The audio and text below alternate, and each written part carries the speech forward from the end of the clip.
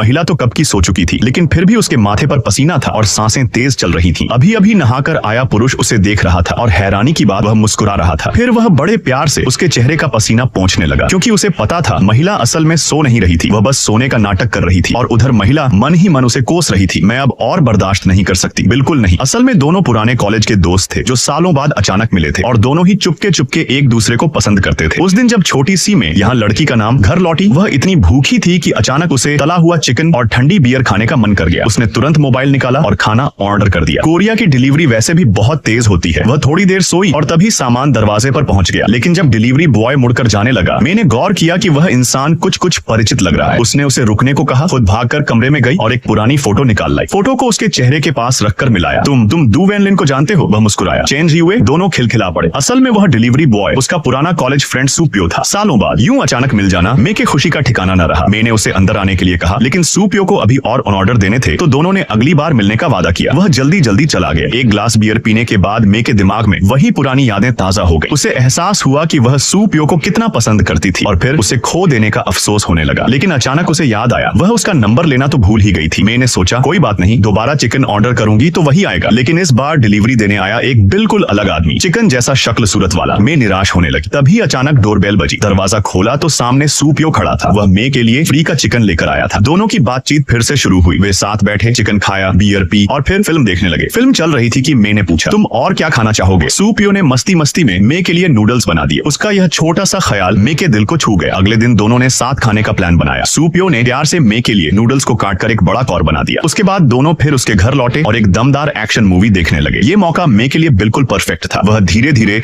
उसकी बाहों में सर रखकर सोने का नाटक करने लगी। लेकिन इस बार भी सूपियो ने उसे प्यार से उठाया, सोफे पर लेटाया और खुद चुपचाप घर से निकल गया। मैं तो पागल होने वाली थी। आखिर ये लड़का चाहता क्या है? वह दौड़कर उसके पीछे गई। उधर सूपियो बाहर निकलते ही अपना वॉलेट खोल रहा था, जहां उसे मे द्वारा रखा गया एक छोटा सा नोट मिला। उसे पढ़कर ही उसे मे की भावनाएं समझ आ गई। वह फौरन वापस लौटा। यह देखते ही मैं भी भागकर घर पहुंची और फिर से सोने का नाटक कर लिया। सूपियो ने जैसे ही दरवाजा खोला, तरह तरह की चीजों का स्टॉक चेक किया, फिर खुद जाकर नहाया। निकलकर देखा तो मैं सो रही थी, लेकिन उसकी सांसें तेज थी, माथे पर फिर पसीना था। उसने मुस्कुराते हुए धीरे से उसका पसीना पोंछा। मैं अब ज्यादा देर झूठ नहीं बोल पाई। वह उठ बैठी और बोली, एक लड़की तुम्हारे सामने सोई हो और तुम कुछ करते भी नहीं, तुम मुझे तंग कर रहे हो। सूपियो हंस पड़ा और इसी तरह दोनों के दिल की दूरी मिट गई। दोनों आखिरकार एक दूसरे के हो गए।